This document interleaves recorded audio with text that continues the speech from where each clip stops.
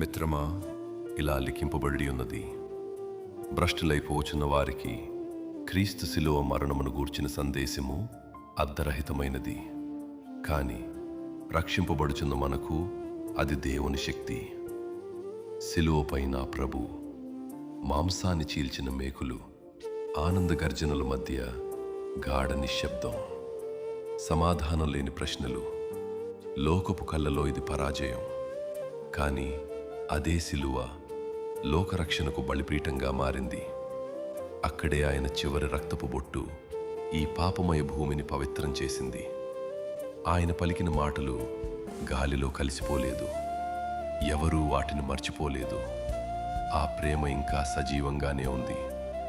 లోకం తిరస్కరించిన అదే స్థలంలో, ఆ శిలువలోనే ఈరోజు అనేక మంది తమ జీవితాలకు అర్థం కనుగొంటున్నారు, రక్షణ పొందుతున్నారు, స్వస్థతను అనుభవిస్తున్నారు.